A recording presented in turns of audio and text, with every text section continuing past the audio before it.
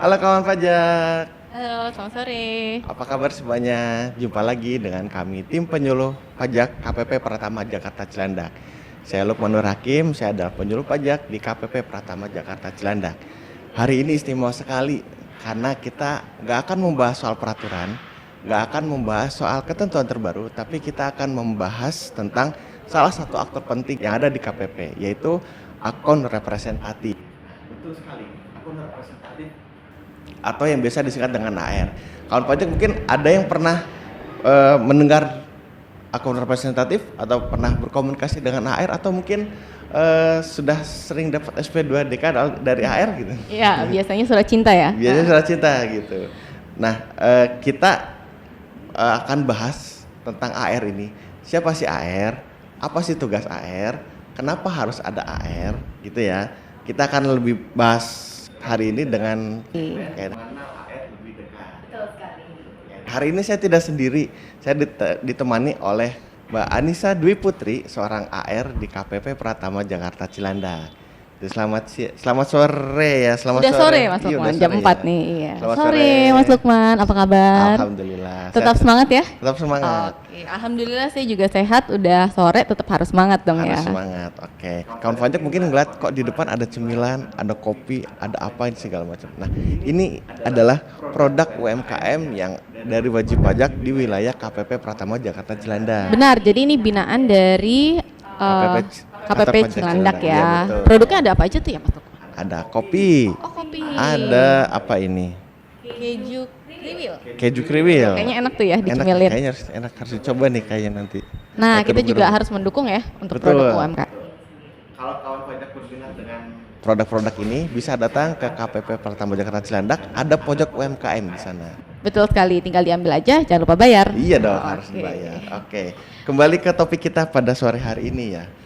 Mbak Anissa, kita kan Iya, gimana Mas Lukman? mau bahas soal AR ya, akun representatif. ya. Betul sekali. Oke, kira-kira secara singkat, apa sih AR itu Mbak? Oke, AR singkatan dari account representatif ya. Jadi mungkin bisa dijelaskan bahwa ini adalah salah satu jabatan di kantor pajak atau di KPP, di mana tiap kantor pajak pasti ada AR-nya gitu. Oke. Nah, awalnya kenapa ada AR ini adalah pada saat DJP melakukan modernisasi seperti itu. Jadi awalnya AR ini memiliki tugas untuk mengirimkan himbauan, kemudian untuk memberikan konsultasi, kemudian juga memberikan pengawasan terhadap kepatuhan perpajakan dari wajib pajak sendiri. Nah, Oke.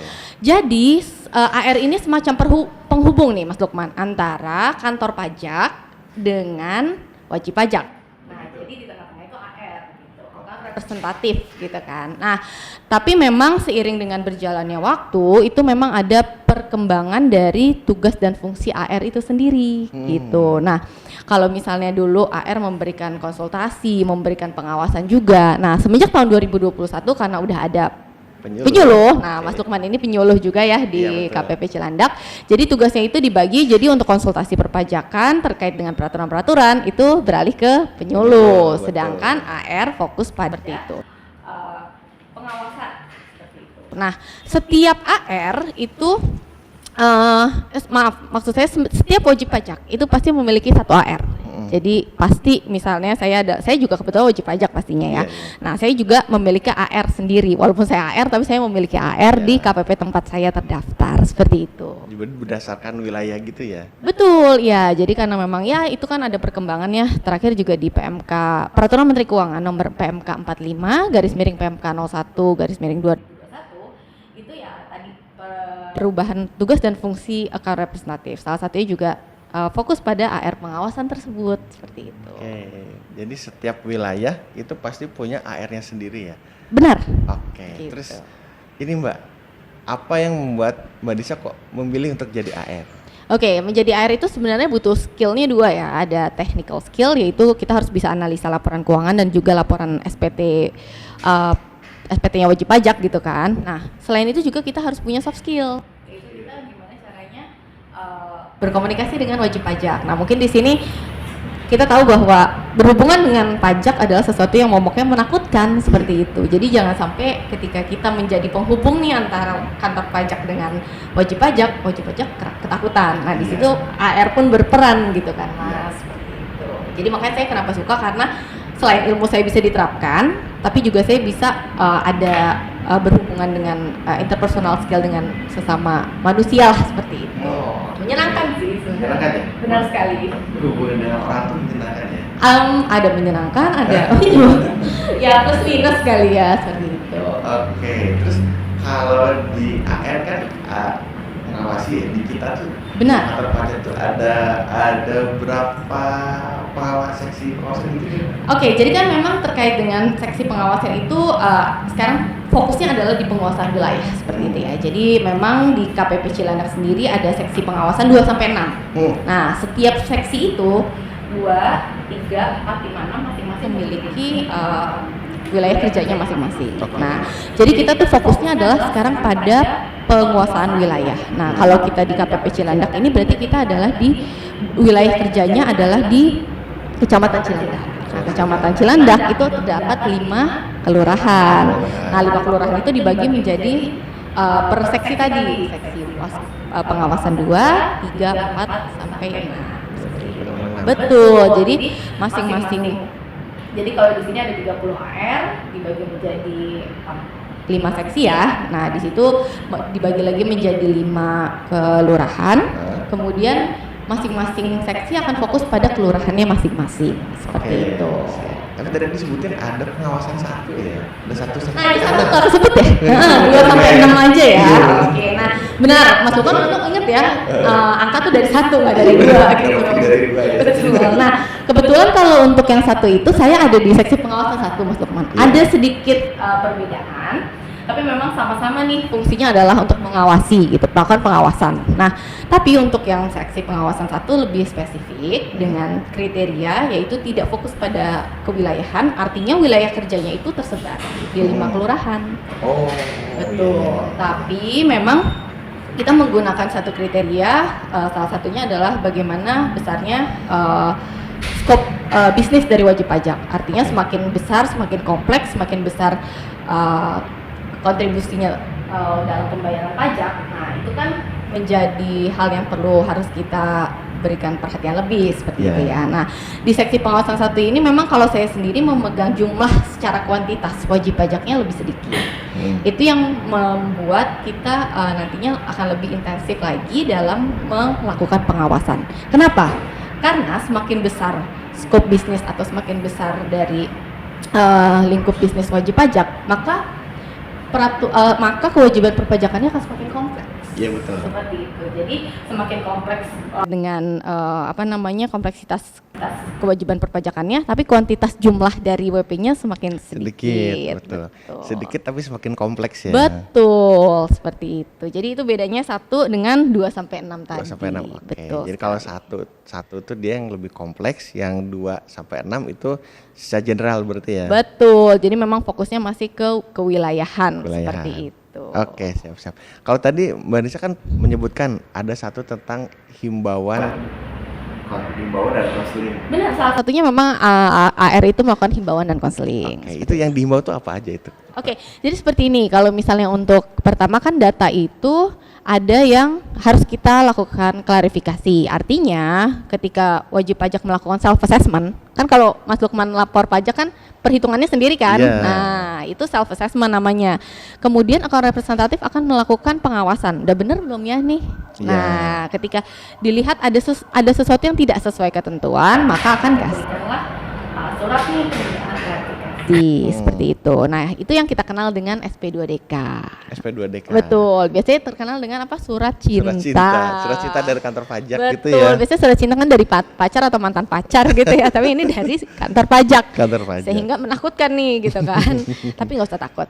Nah, jadi setelah kita memberikan SP2DK itu kepada wajib pajak yang kita kirimkan ke alamat wajib pajak, makanya penting di sini untuk para wajib pajak di sini memperbarui alamatnya ya. Iya, karena kita memang by design itu masih menggunakan alamat pos ya. Betul sekali. Nah, jadi memang ketika sudah sampai SP2DK-nya tersebut, kemudian bisa dilakukanlah yang namanya konseling. Artinya diberitahukan apa sih kewajiban perpajakan yang masih harus dipenuhi. Kemudian nanti akan dilakukan pembetulan SPT atau seperti apa nanti bisa dilakukan dengan AR masing-masing terkait dengan materi di SP2DK-nya. Oh Seperti iya. itu. Jadi tergantung nanti isi dari SP2DK-nya itu apa ya? Iya, dan itu kan bersifat rahasia. Iya. Jadi memang masing-masing wajib pajak itu berbeda gitu, bukan yang surat misalnya kayak belum melapor SPT kemudian di blast itu beda gitu. Beda. Betul sekali. Betul. Nah, karena ini kan konseling ya, case-nya masing-masing ya. Betul. Apa suka dukanya? Waktu Iya. kan konseling kan datang kadang dengan wajib pajak datang dengan permasalahannya sendiri. Betul. Itu biasanya apa aja yang Iya, jadi suka dukanya? jadi gini kan mungkin ya kita tahu lah kalau misalnya dapat surat dari pajak kadang-kadang ada yang mungkin panik gitu ya sehingga mungkin ada yang merasa saya sudah merasa memenuhi segala kewajiban saya dan lain sebagainya. Itu pentingnya AR juga untuk mengkomunikasikan. Ternyata masih ada nih masih ada kewajiban perpajakan yang belum sesuai dengan peraturan yang ada seperti itu. Jadi memang kalau misalnya kita dapat SP2DK jangan takut dulu nih Mas Lukman ya. Jadi jangan langsung takut, jangan langsung ini saya ada apa, nggak apa-apa. Jadi langsung nanti hubungi AR-nya. Jadi kalau mungkin wajib pajak menerima SP2DK itu akan ada di bawah tuh. Bisa menghubungi AR-nya. Siapa AR-nya dan nomor teleponnya seperti itu. Gitu ya. Ya memang kalau udah namanya SP2DK, judulnya kantor pajak itu pasti wah Iya. menakutkan Langsung gitu ya. Tapi Iya. tadi disampaikan kalau misalkan menerima SP2DK jangan panik ya. Iya betul, jadi jangan panik, artinya apa yang diminta tolong dipenuhi seperti itu. Jika memang ada yang tidak dimengerti, data apa sih sebenarnya yang diminta gitu. Kadang kan di surat juga terbatas mungkin ya, itu tidak bisa dijelaskan semua. Nah, pentingnya kita komunikasi dengan AR-nya seperti itu. Oh gitu. Itu sih, Oke. Jadi SP2DK itu nggak selalu menagih pajak ya berarti ya? Enggak dong, Nggak. kan kita hanya melakukan namanya klarifikasi seperti betul. itu. Jadi bukan kita ngasih tagihan pajak nih, beda ya kan? Nah tagihan Iya. pajak beda lagi tuh. Kalau AR memberikan surat untuk permintaan klarifikasinya seperti Klarifikasinya. itu. Betul. Oke. Kadang saya juga di loket suka nemu tuh. Ini saya kenapa dapat surat kayak gini? Sudah bayar. Sudah lapor, sudah bayar, kok masih aja ada yang kurang gitu ya. Nah Iya. itu memang karena itu sih kalau sistem perpajakan di Indonesia kan self assessment ya. Betul. Jadi tidak menutup kemungkinan adanya permintaan klarifikasi tersebut. Betul. Memang dengan self assessment itu kita maksudnya kami pegawai pajak dengan wajib pajak itu kami jadi setara. Artinya kami tidak bisa dengan serta-merta kamu harus bayar segini, itu nggak bisa. Betul. Jadi wajib pajak pun di sini punya hak dan kewajibannya masing-masing. Betul. Kewajibannya sendiri. Nah kami assessment tuh memenuhi kewajibannya sendiri. Kami tugasnya memastikan ya. Betul apa enggak nih gitu kan. Betul. Nah, ya makanya kita wajib pajak dengan petugas pajak itu harus bersinergi lah seperti itu. Kan nanti ujungnya juga untuk penerimaan negara untuk pembangunan Indonesia. Iya seperti betul Mbak.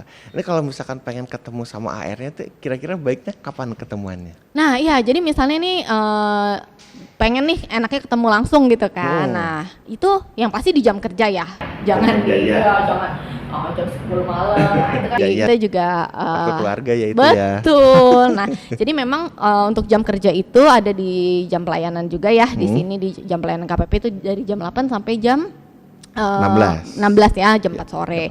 Nah, di situ sebenarnya bisa langsung datang bisa. Cuman untuk menghindari sampai ke KPP ternyata AR-nya tidak ada, maka lebih baik janjian dulu dengan AR-nya. Karena kalau misalnya datang udah jauh-jauh datang, macet dan lain sebagainya, tahu-tahu nggak ada, kan buang-buang waktu. Kan kadang AR juga selain kita melakukan pengawasan di kantor, kita juga melakukan pengawasan langsung nih ke lapangan. Iya betul ya. Kita harus cek ada nggak nih wajib pajaknya gitu kan. Nah seperti itu. Jadi mungkin kalau misalnya nanti di SP2DK itu ada nomor telepon AR-nya, komunikasi dulu sebelum datang agar nanti pada saat kesini bisa bertemu jadwalnya cocok sama AR-nya seperti itu. Jadi ada nomor yang bisa dihubungi di SP2DK-nya ya? Benar pasti ada. Informasi tersebut pasti akan diberikan. Terus kalau misalkan saya pengen tahu nih AR siapa ya gitu. Caranya di mana itu? Iya, biasanya kan kalau misalnya bingung ya AR-nya siapa nih. Nah, itu sebenarnya kita bisa kan kalau wajib pajak saya yakin sekarang udah punya akun DJP online dong. Kalau belum punya nanti tinggal aktivasi eVin, kemudian buat akun DJP online-nya.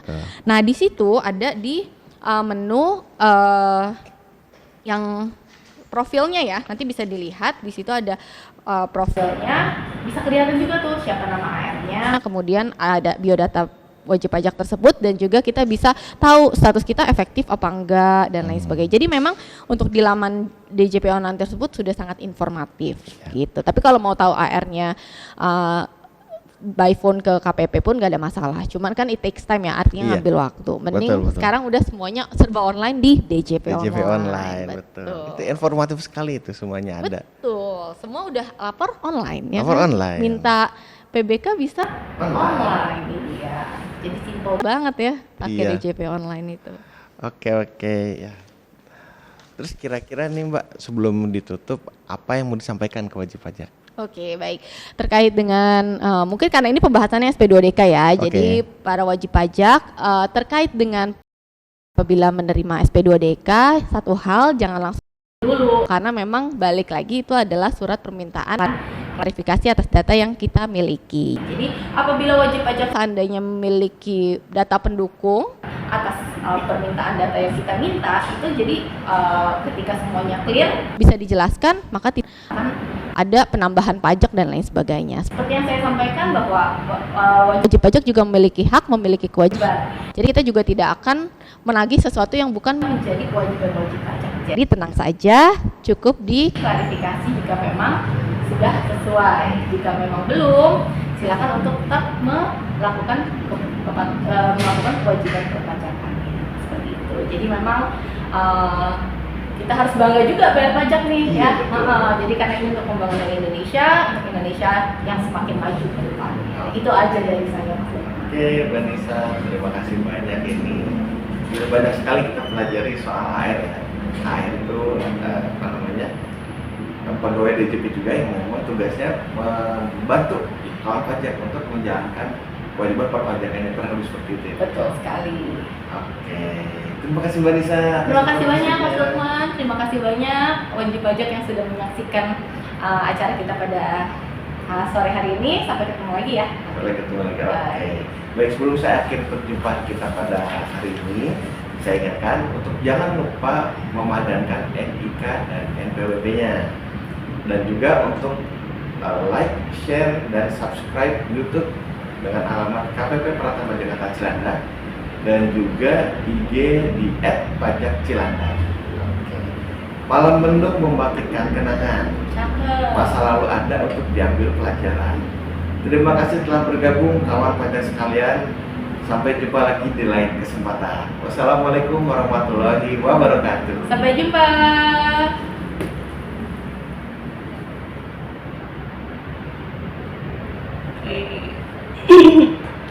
Di share. Terima kasih.